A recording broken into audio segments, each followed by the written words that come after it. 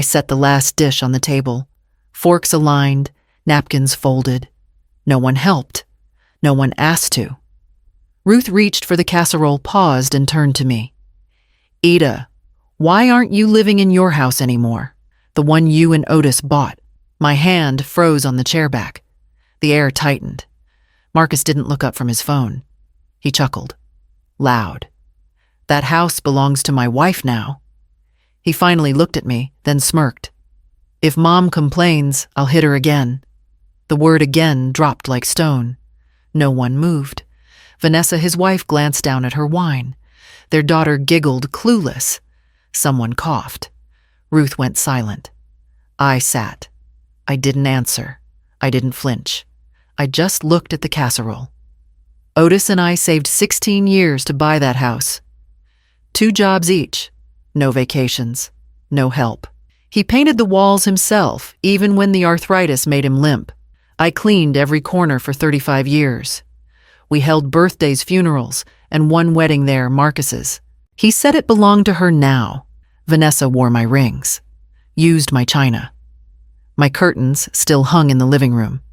And yet, I lived in a rented room across town, $400 a month, pipes. Leaking air, musty walls, thin. Every night, I could hear the neighbor cough through the vent. I reached for the salad bowl, passed it to Ruth. My hand didn't shake, but my stomach did. Marcus raised his glass. To new beginnings. The others clinked without looking at me. I saw Ruth watching. Her jaw clenched. Her eyes flicked between me and Marcus. Then she smiled, tight, cold, quiet. She picked up her fork. I didn't speak for the rest of dinner. Afterward, I collected the plates, wiped down the counter, took the trash out. Vanessa didn't thank me. Marcus brushed past me in the hallway. He didn't apologize. The bruise from last week had faded to a dull green. I kept it hidden under long sleeves. No one asked about it. No one ever did. By the time I stepped out into the night, Ruth was already outside, waiting beside her car. You okay? She asked. I nodded. She didn't believe me, but she didn't push. I'll call you, she said. I said, all right. We hugged briefly. She held tighter than usual. I walked back to the bus stop. No one offered a ride, not even Marcus. The cold bit through my coat. I clutched my tote bag, feeling the corner of Otis's old house key still inside. Not that it opened anything anymore. Lights blurred as the bus rolled in. I stepped on, sat near the back, stared out the window. Behind me, their house grew smaller, dimmer. They kept the porch light on. But it wasn't for me. I got home past 9. My room smelled like old wood and damp towels. I peeled off the coat, poured hot water into a mug, and sat on the edge of my bed. The silence pressed hard.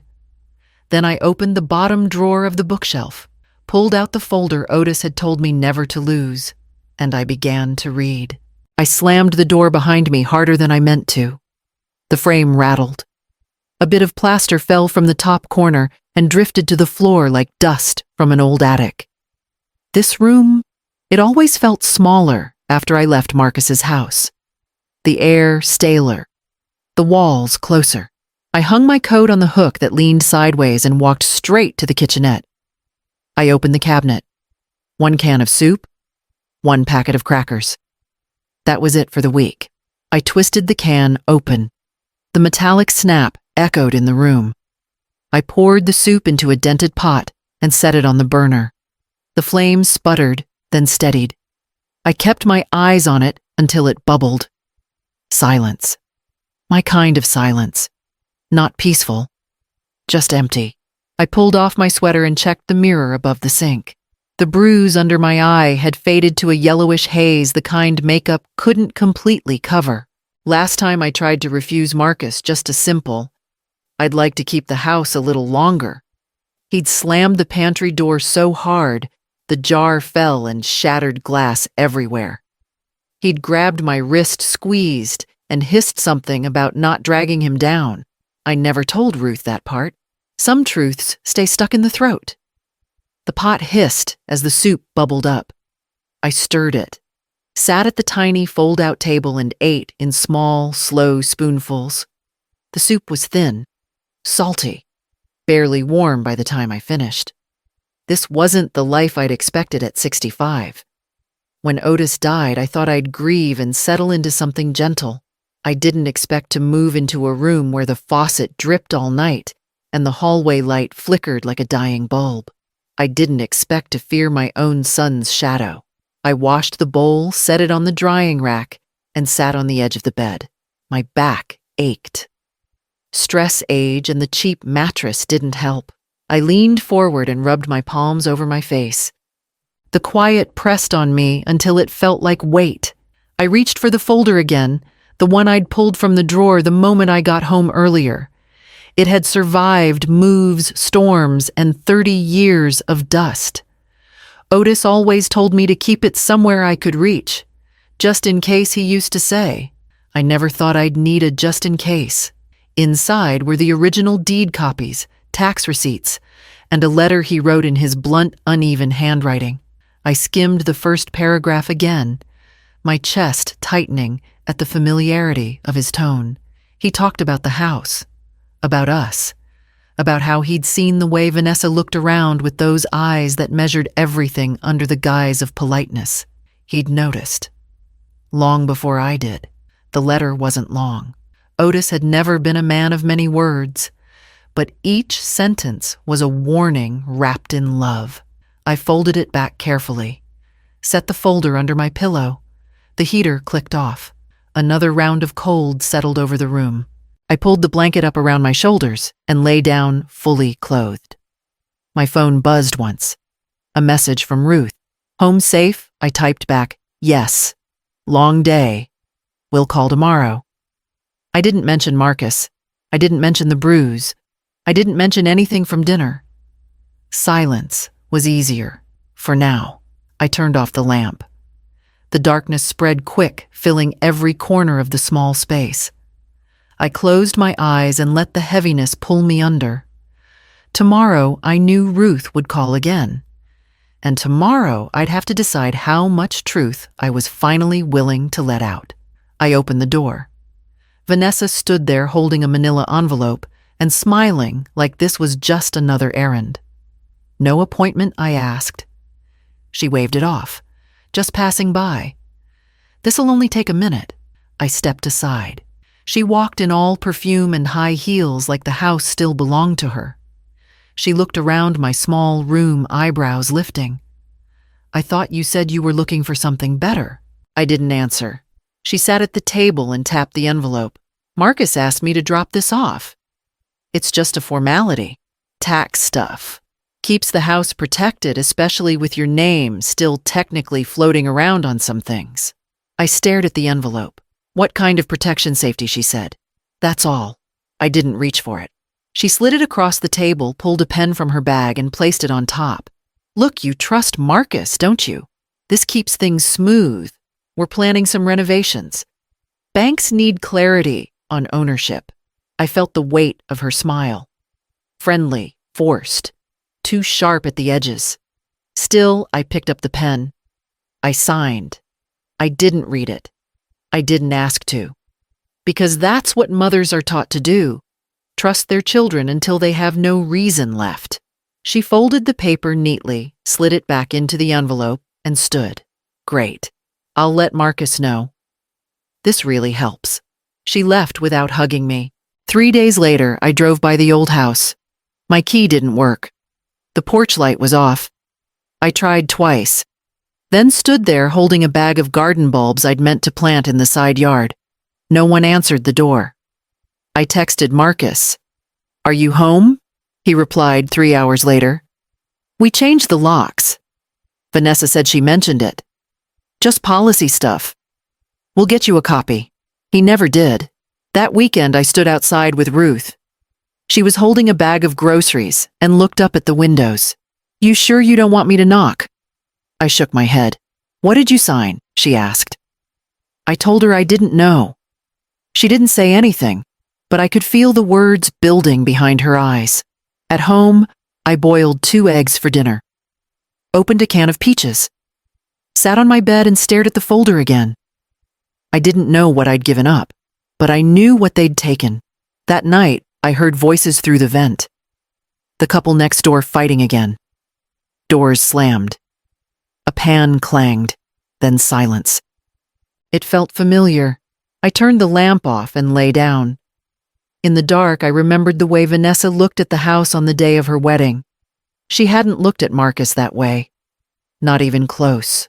My phone buzzed again. This time, it wasn't Ruth. It was Marcus. Hey, can you wire $1,200? Vanessa's cousin had a medical thing. We'll pay you back. I stared at the screen. Then I opened my drawer, pulled out the old checkbook Otis and I used to keep, and set it beside me. I didn't reach for a pen. Not yet. I dragged the plastic chair from the wall and sat with the wedding photo in my lap. The frame was chipped. The glass cracked in the corner.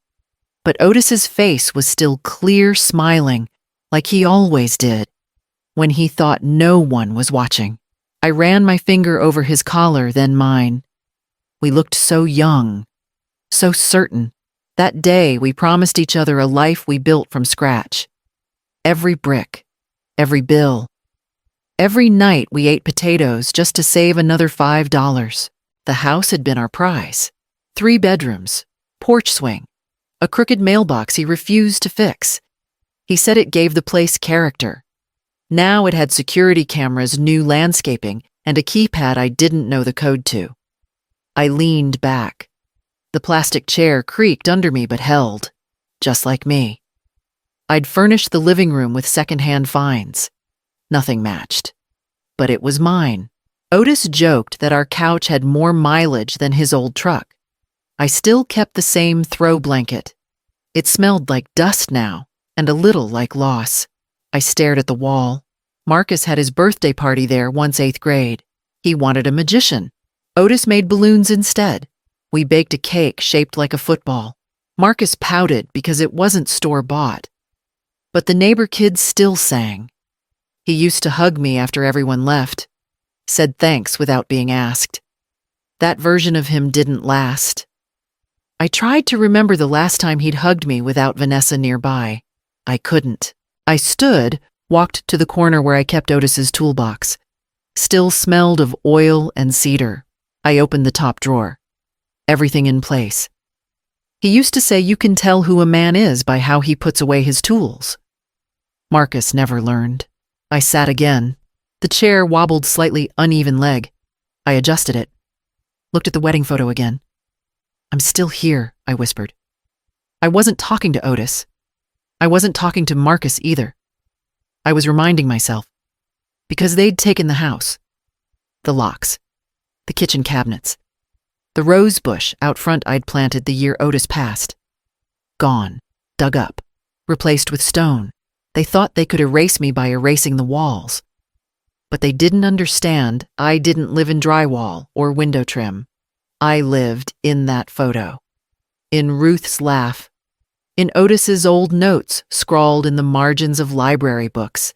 In the little green ledger with the mortgage stamps every month checked off by hand.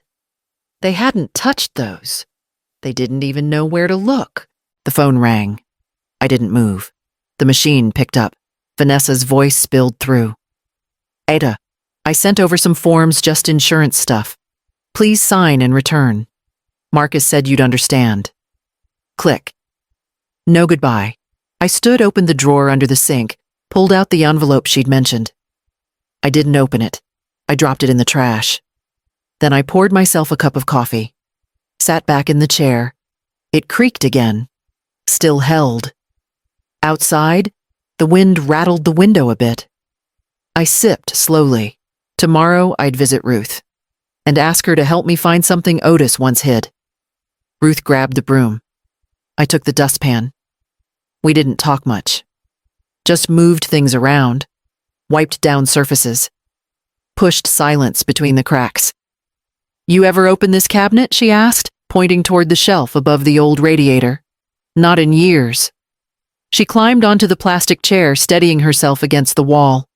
I moved closer, arms half out in case the chair buckled, She reached in, tugged out a stack of old car manuals, expired warranties, a rusted flashlight.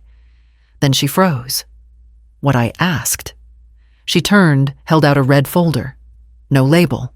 Just dust. She stepped down, handed it to me. I didn't open it right away.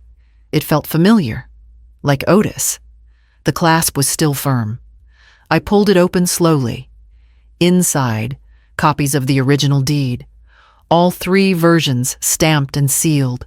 Receipts, tax statements, notarized letters including one addressed to whom it may concern, explaining Otis's full ownership and intention that the house remain in my name until death. Ruth leaned over. He was smart. There was a yellow sticky note, faint ink. If she ever pushes you out, use this. Otis. I sat back. My chest hurt in that quiet, dull way, like something pressing from the inside. Ruth read every page. These are solid. I nodded. Etta, this. This changes everything. I looked at the date on the letter. 10 years ago. Long before Vanessa started calling the living room her space. Long before Marcus started cutting the lights off on me if I stayed past 9. Otis had seen it coming. I should have looked sooner, I said. No, Ruth said. You looked now. That's what matters. She placed the papers gently back into the folder. I held it close like a child holds something sacred. Ruth stood. We'll make copies. I nodded again, slower this time. The folder sat in my lap as she poured coffee into 2 chipped mugs. Outside, the wind kicked up. The tree branches scratched the siding. He knew her, Ruth said. He didn't want to believe it, but he knew. And he trusted me to be slow, I whispered. She looked at me. Not slow, she said. Patient. We drank without speaking. Then I walked the folder to my closet, pushed aside sweaters I no longer wore, and placed it in a shoebox inside a canvas bag beneath an old winter coat. When I turned back around, Ruth was folding dish towels. Everything felt quieter, but stronger. I'll come back tomorrow, she said. We'll scan it, and we'll talk next steps. I walked her to the door. Before she left, she touched my wrist gently. Next time they ask for anything, she said, you answer with this. She tapped the folder once. I nodded. After she left, I sat again. The plastic chair creaked. My coffee had gone cold. I didn't reheat it. I just sat with the weight of the folder gone, but not forgotten. Then I opened the drawer, pulled out Marcus's last text, and read it again. $1,200. Vanessa's cousin. Medical thing. I didn't reply. Instead, I opened the checkbook and wrote 3 numbers on a sticky note of my own. Ruth slammed the file on my table. Not loud, firm, certain. She's in everything she said. Her name's on at least 4 deeds, none in her family's name before she married Marcus. I blinked. 4 1 duplex. 2 rentals. And your house. I stared at the papers. Ruth had printed county records, highlighted names in yellow. Vanessa G. Rowland. Again and again. But no Marcus, no cosign. Just her. She files them through 2 LLCs, Ruth added, tapping one corner. Clean, legal, but manipulative as hell. I sat down slowly. My knees ached, but not from age, from weight. Ruth slid one last sheet across to me, and Marcus unemployed the last 23 months. 1 temp job last fall. That's it. I reached for my coffee. Forgot it was empty. He used to be proud, I murmured. He used to be married to Hope, she said. Now he's leased to control. I didn't argue. I remembered the way Vanessa handled our house paperwork after Otis passed. It's just easier, she said. All this legal stuff, let me handle it. She smiled, so sweet. I thought she was helping. She even offered to mail in the notarized trust form Otis left. I never saw the envelope go out. Marcus used to mow the lawn, paint the porch rails, walk with me to the farmer's market on Saturdays. He liked coffee dark, 2 sugars. Now he let Vanessa pour it for him. She didn't sweeten anything. She started small, I said. Phone bills, then the bank app, then the passwords. Ruth leaned back. This isn't about control. It's about ownership. I nodded. The memory clicked into place, Vanessa asking about Otis's stocks, his old Ford, the safe in the basement. She smiled and called it curiosity. I called it inventory. Ruth handed me a pen. We need to talk to someone. This folder won't mean anything if she's 10 steps ahead. I looked at the red folder still sitting beside us. She's not 10 steps ahead, I said. She just knows I haven't moved. Ruth grinned. Then let's move. I picked up my purse, pulled out the sticky note I'd written last night. 3 names, 3 numbers. One of them, a lawyer Otis used once for a boundary dispute. Howard Greer, I said. He was loyal. Never flashy, but sharp. Ruth looked it up immediately. Still practicing, still local. Office just 10 minutes away. I grabbed my coat. I don't want revenge, I said. Ruth looked at me. I added, but I won't be erased. The wind outside bit through my sweater as we walked to her car. I didn't flinch. Inside, the heater hummed. Ruth drove with both hands tight on the wheel. They used your love like a bank, she muttered. I didn't answer. I stared out the window and watched the streets blur. I'd given them everything, time, money, silence keys. Now I had one folder, one ally, and one name that still carried weight. Howard Greer. I was ready to call. I dialed Mark's number twice before he answered. Hi, Aunt Ida, he said. Clipped, polite. I was wondering if you had time to talk, I said. About what's been happening. A pause. Then I've heard some things. I'm not sure it's my place. It is, if you're family. Another pause. Vanessa's always been good to me. They said you're upset. That you're trying to undo things Otis arranged. My hand tightened around the phone. Otis never arranged this. Silence on his end. Then a low exhale. I don't want to be in the middle. I didn't press. I just said thank you and hung up. That afternoon I opened my email. No reply from the ladies' committee about next Sunday's gathering. I'd helped bake for every church fundraiser since '92. Last year I ran the entire Christmas coat drive. I called Helen from the group. Voicemail. 2 days later at the store, I passed 2 of them, Rhonda and Janice. They didn't see me at first. Then they did. They smiled, thinly, then walked past. I didn't chase. At the register, I ran into Nora. She used to drop by with leftovers after potlucks. You okay? She asked. Getting there, I said. She hesitated, leaned in.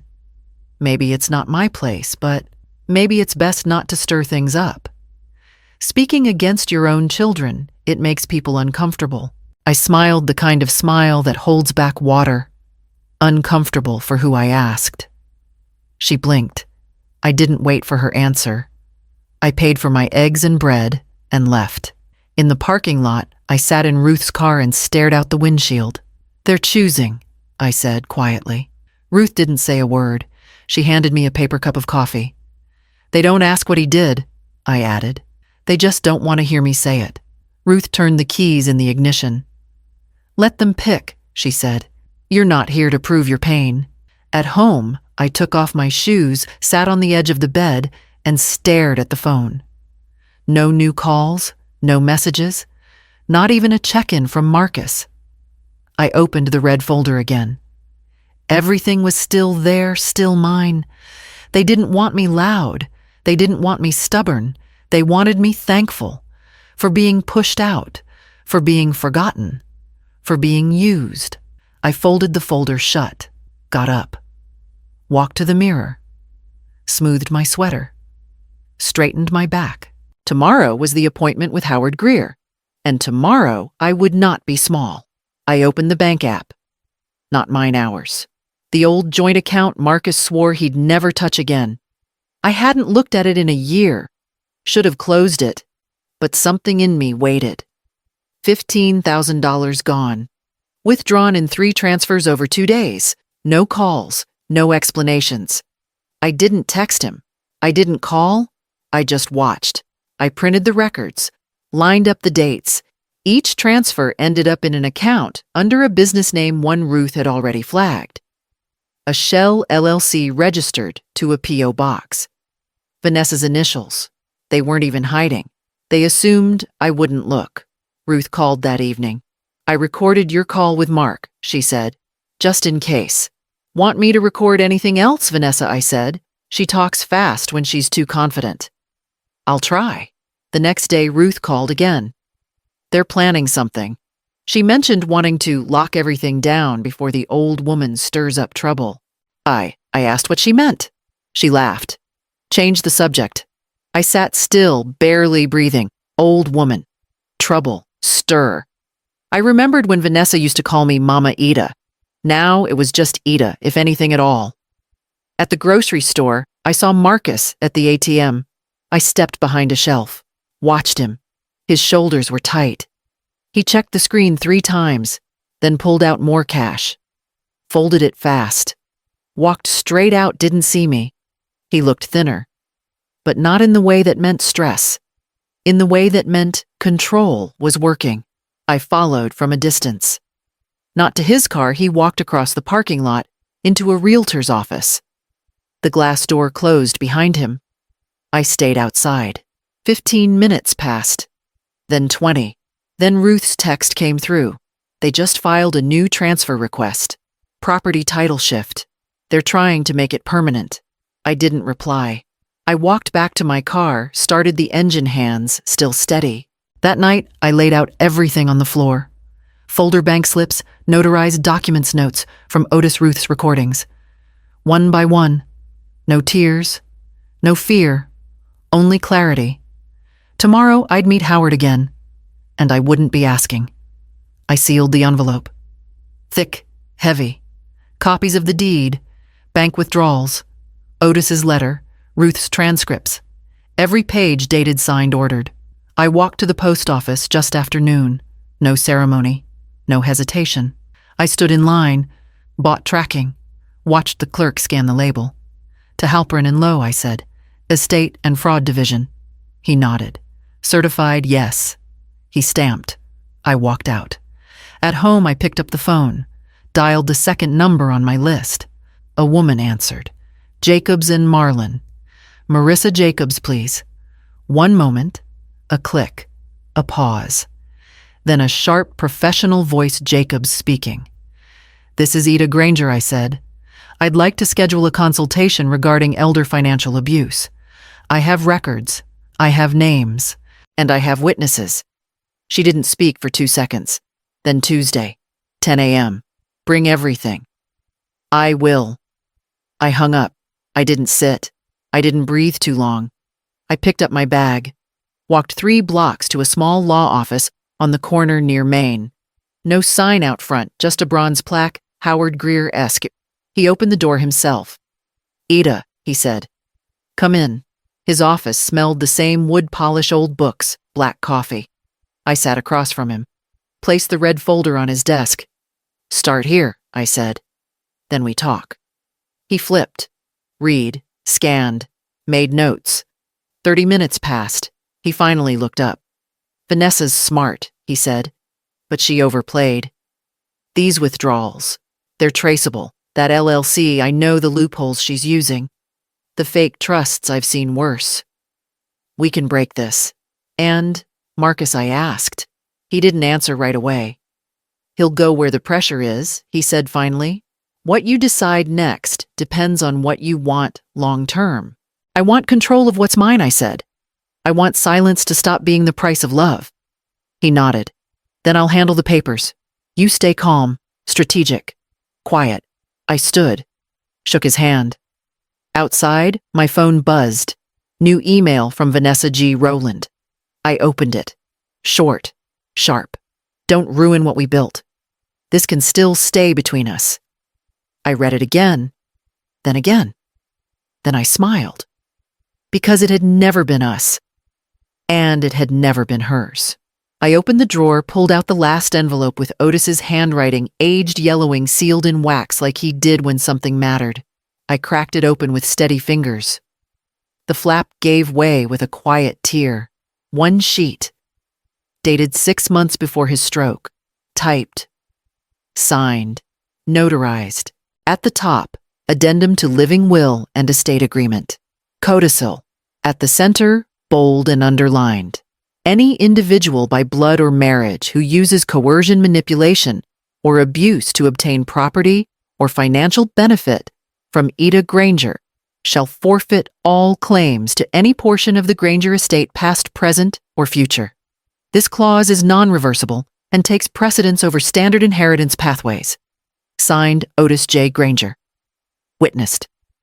Stamped. I didn't cry. I read it again. Then a third time. He'd known. Long before I did. He saw something I chose not to. I stood, walked to the small cabinet, and pulled out the safe. Ruth helped me bolt to the floor last year. I placed the codicil inside with the other records. Closed the latch. Then I sat back at the table and stared at my hands. My silence wasn't weakness. It had been waiting. Otis had seen this future. He had written a final line years before they tried to rewrite mine. The phone rang. Howard's name lit up. Ida, he said. Just got confirmation. Halperin's office is opening a formal inquiry. Vanessa's LLC filings triggered a red flag. They're pulling every deed she filed in the past 5 years. I'll keep you updated. Thank you, I said. Oh, and that codicil you scanned. That changes everything. It's enforceable and permanent. I hung up. Vanessa's email still sat on my screen. Don't ruin what we built. I hit reply. Typed one line you already did. Then I didn't send it. I deleted the draft. Because I didn't need her reply. I already had his. I slammed the car door shut and walked into Alana Mercer's office with the red folder pressed tight against my ribs. No waiting. No chit-chat.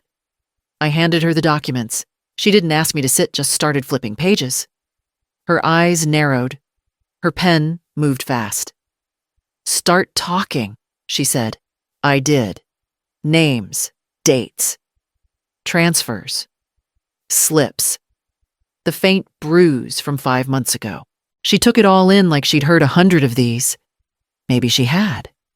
But when I placed Otis's codicil in front of her, she paused. She read it once. Then again, slower. This clause isn't common, she said. But it's enforceable. Especially with the notarization and dates, I know, I said. She looked up. You've already seen a lawyer. Yes. Howard Greer, estate law. But I want 2 angles, estate and personal injury. You're the second. She smiled. Good. Smart. And the recordings I passed her Ruth's USB. 3 calls. 2 to me, 1 to Ruth. Vanessa's voice. Mark's voice.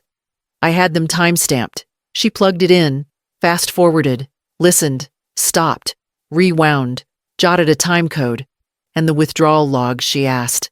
I passed her the printed sheets. She circled dates, highlighted patterns. Your name was still on this account when the money left.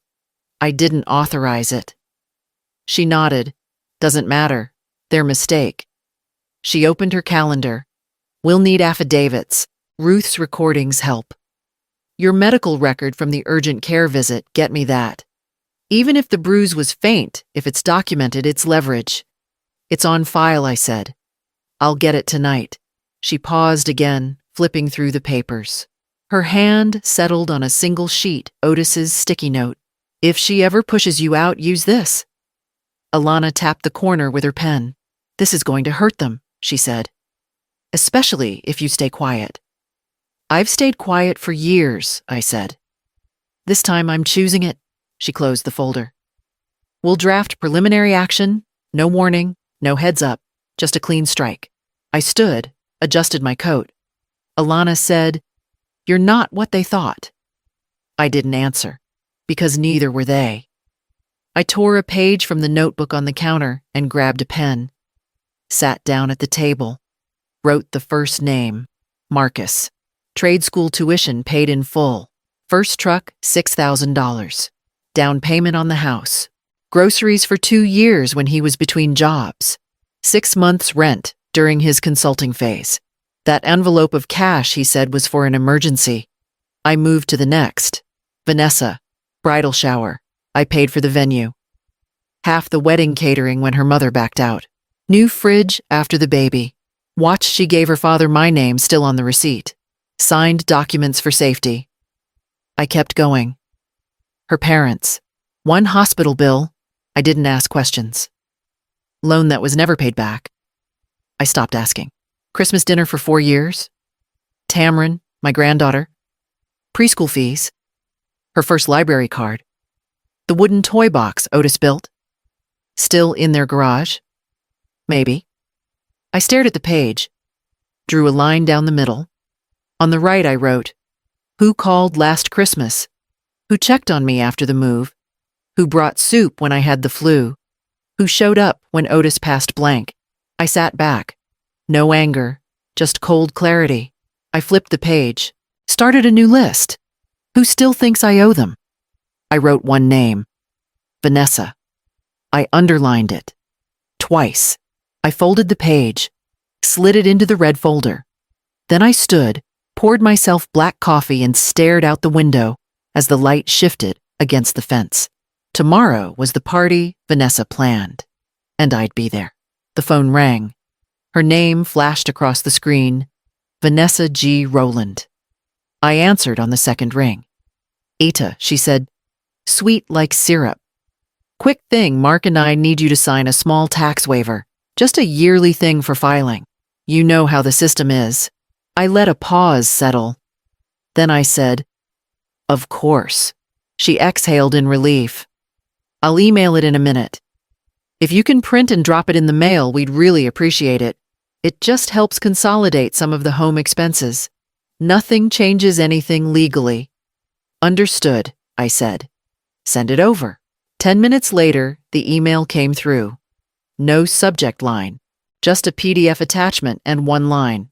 "Just sign page 2. Nothing else is needed." I opened it. Scanned every line. She was right. Page 2 looked simple. But on page 4, fine print referenced a homestead exemption, shifting primary residency records. Page 6 contained a blank space under power of financial delegation. I printed only page 2, left it blank, slid it into an envelope, sealed it, wrote her address on the front in the same steady handwriting I used when I paid her wedding invitations, walked it to the post office, dropped it in. No return address, no note, just silence. I returned home, sat down, made tea for once, then pushed it aside, poured coffee instead. My phone stayed silent the rest of the day. That night, Ruth texted. "She's filing something Friday. Pulling paperwork for county registrar." I responded, "Good, let her."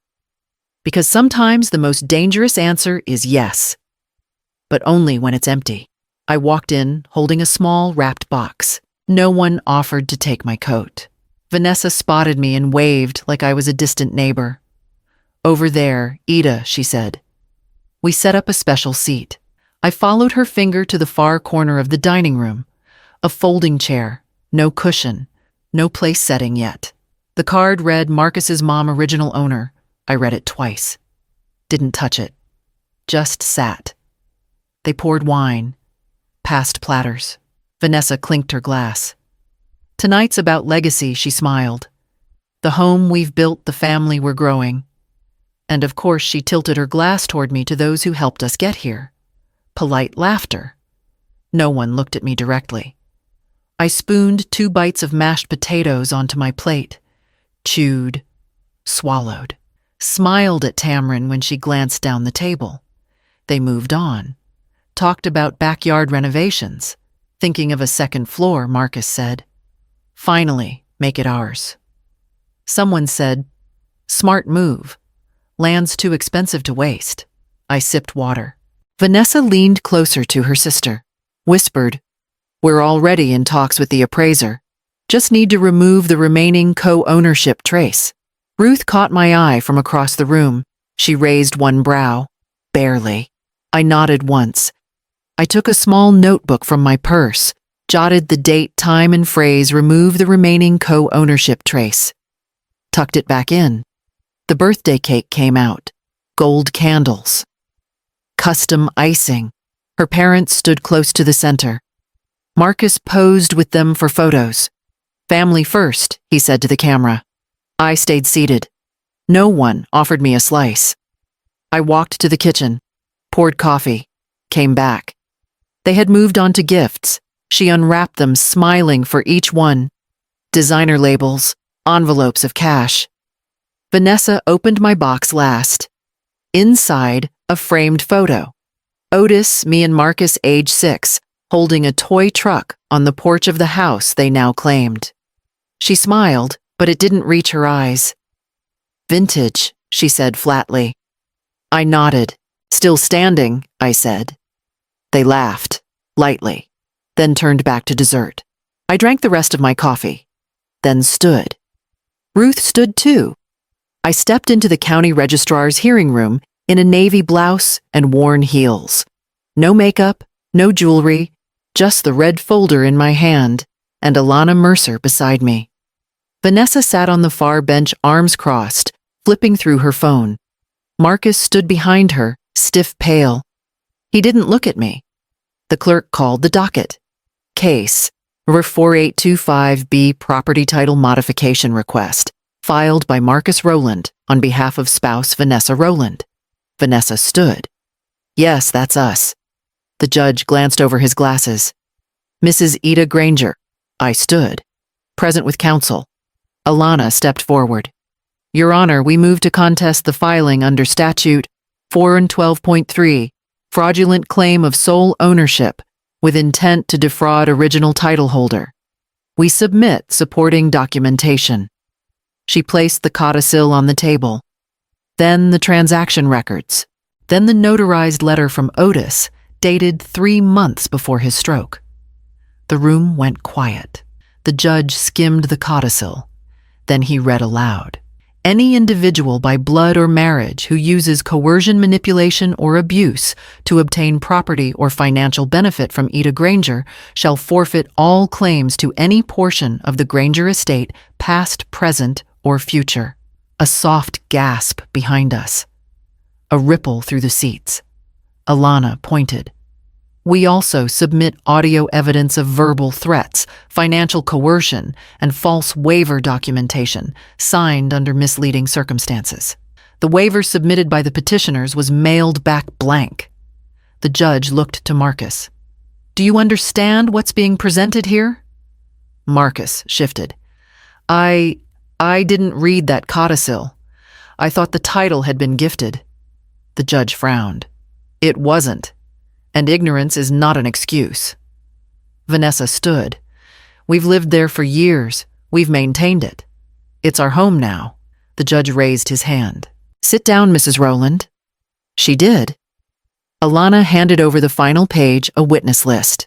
Ruth's name was at the top. The judge nodded. "We'll schedule a follow-up hearing. All filings are frozen." And for the record, he looked directly at Marcus. "This was not your house to sell." I didn't speak until we left the building. Outside, the sun was sharp.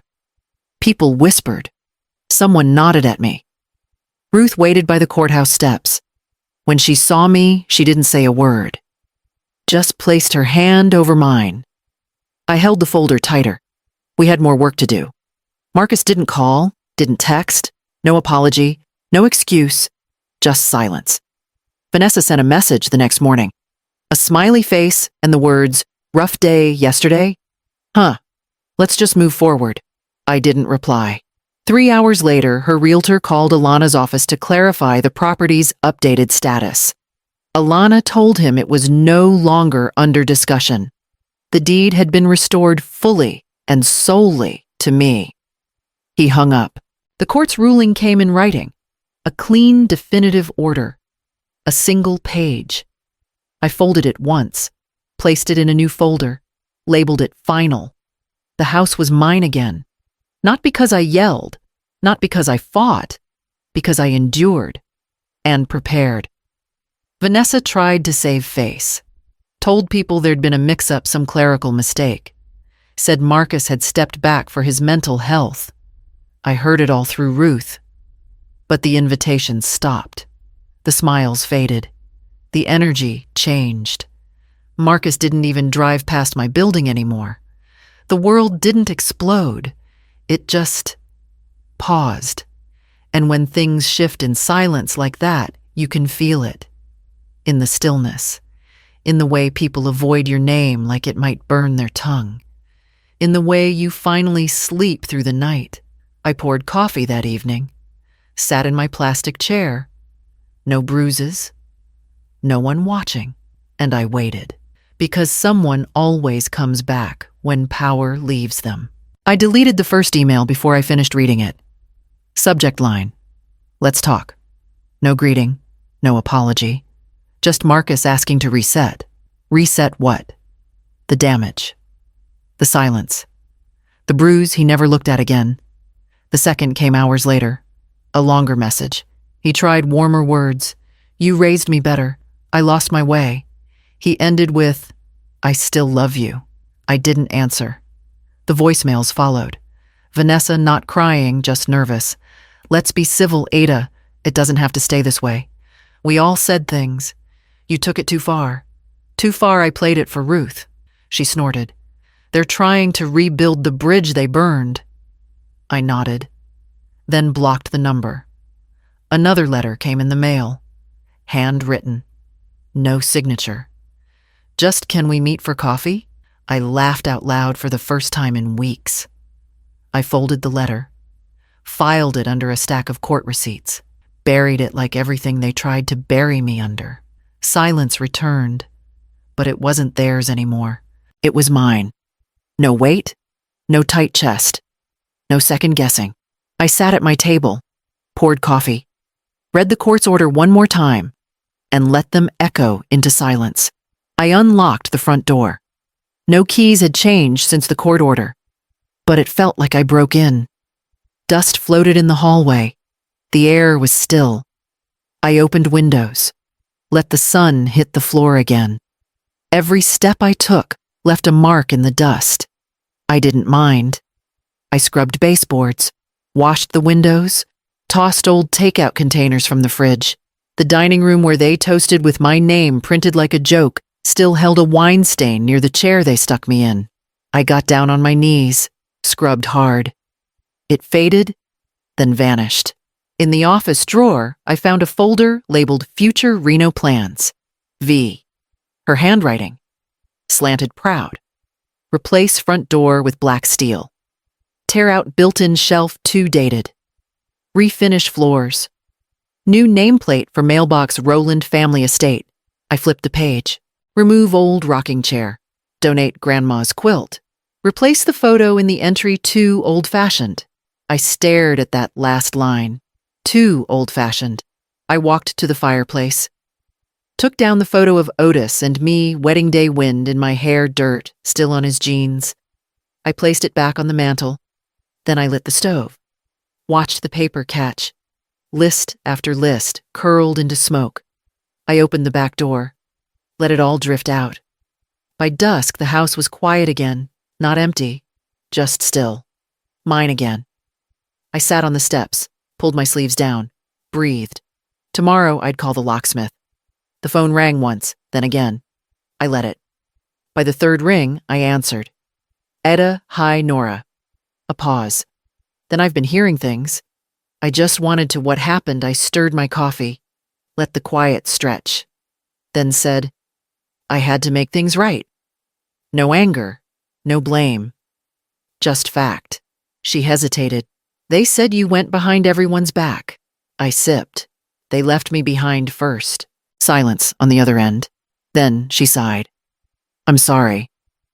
I didn't know. I didn't expect you to. She asked if I was okay. If I needed anything. I said I had everything I needed. Then I ended the call. I poured the rest of the coffee into my mug. Stood by the window. Watched the light shift across the porch. One chair. One cup. One name on the deed. Mine. I brewed the coffee. Strong. No sugar. No cream. Just the way Otis liked it. Just the way I returned to. The mug was chipped on the handle from a move 3 years ago. It's still red. Still here. I poured slowly. Let the steam rise. Walked outside. The porch creaked under my steps, wood I had paid for. Wood I had swept, stained, sealed. I sat. Faced the morning. The air was cold, but not cruel. The house behind me no longer whispered shame. No more changed locks. No voices saying, "You're in the way." No footsteps trying to erase mine. The title sat in a drawer in the kitchen. I didn't need to look at it anymore. I knew it was there, like I was, still here, still standing, still mine.